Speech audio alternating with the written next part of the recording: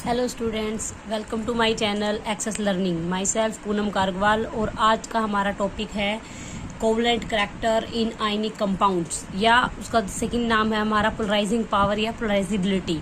आज हम इस टॉपिक के बारे में डिस्कस करेंगे। तो पोलराइजिंग पावर या पोलराइजिबिलिटी कैसे क्रिएट होती है, वो क्या होती है, उसके बारे में हम डिस्कस करेंगे। तो पोलराइजिंग पावर होती क्या है मेनली, कि क्या डिस्कस करेंगे हम इसके अंदर। ये होती है कोवलेंट करैक्टरिस्टिक्स होती है स्टूडेंट्स आयनिक कंपाउंड के अंदर। आयनिक कंपाउंड में क्या होता है, एक कैटायन होता है, एक एनायन होता है। तो cation positively charge and anion हमारा नेगेटिवली चार्ज। जब ये दोनों एक दूसरे के कांटेक्ट में आते हैं तो positively charge electron negatively charge electron को डिस्टॉर्ट कर देता है, अपनी तरफ अट्रैक्ट कर लेता है, जिस कारण उसकी शेप क्या हो जाती है, डिस्टॉर्ट हो जाती है। तो this distortion of electron cloud of a negative ion by the positive ion is called the polarization. और जो पोलराइजेशन करने की पावर है उसको बोलेंगे पोलराइजिबिलिटी। तो जितनी ज्यादा पोलराइजिबिलिटी होगी उतने ही ज्यादा कोवलेंट करैक्टर की तरफ मूव करेगा, और जितनी कम पोलराइजिबिलिटी होगी उतने ही ज्यादा हमारा आयनिक करैक्टर की तरफ मूव करेगा।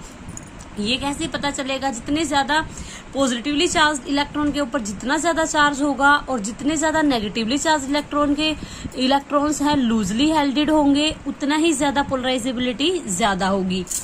तो इसमें क्या होता है कि if there is no polarization the bond is mainly ionic. अगर कोई पोलराइजेशन नहीं है तो आयनिक बॉन्डिंग होगी।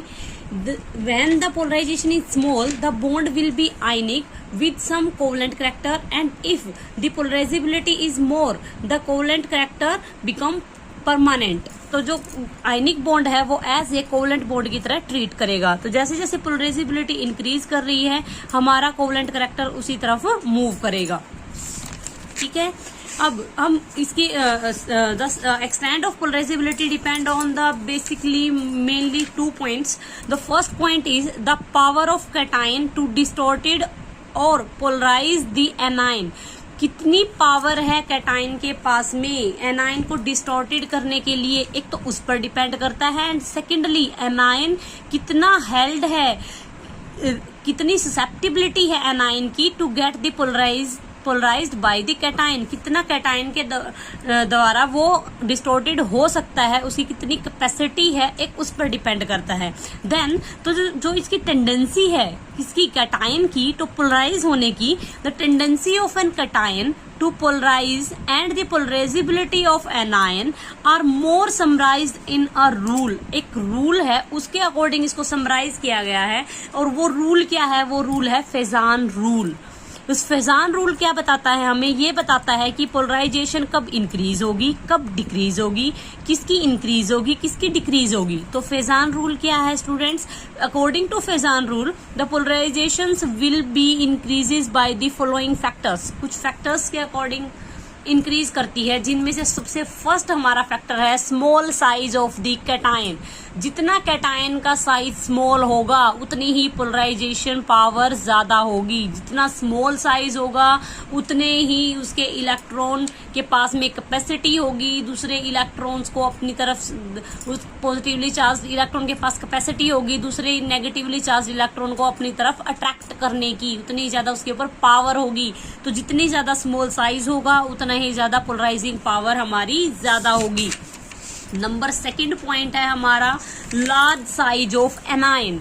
जितना बड़ा साइज एनायन का होगा उतने ही उसके जो लास्ट आउटर मोस्ट शेल में जो इलेक्ट्रॉन है वो लेस हेल्ड होंगे बाय न्यूक्लियस। न्यूक्लियस के द्वारा वो बहुत ही कम हेल्ड होंगे, और जिसकी वजह से वो लूजली बॉन्डेड होंगे, और उतनी ही ज्यादा इजीली वो डिस्टॉर्टेड होंगे टुवर्ड द कैटायन। ओके, तो जितना ज्यादा लार्ज साइज होगा एनायन का उतने ही ज्यादा हमारी पोलराइजिबिलिटी ज्यादा होगी, उतने ही ज्यादा हमारा कोवलेंट बॉन्ड बनने के चांसेस ज्यादा रहेंगे। नंबर थर्ड पॉइंट है हमारा हाई चार्ज ऑन कैटायन और एनायन। जितना ज्यादा चार्ज कैटायन या एनायन पर होगा, ये कोई जरूरी नहीं है कि सिर्फ कैटायन पे या सिर्फ एनायन पे।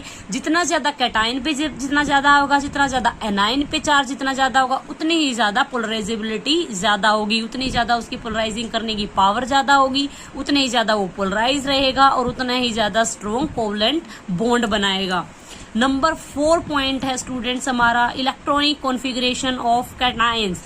ये भी एक मेन रोल प्ले करता है हमारा आयनिक करैक्टर में, आयनिक बॉन्ड्स में कि कोवलेंट करैक्टर रहेगा या नहीं रहेगा।